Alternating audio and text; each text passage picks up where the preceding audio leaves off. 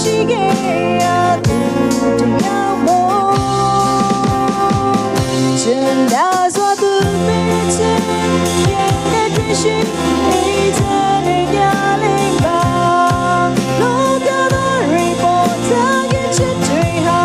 တိုင်းလို့ရောရပါမလားယုံနိုင်စရာတဲ့ပြီးချင်ရဲ့ရရှိခဲ့သူဘဝရဲ့တဲ့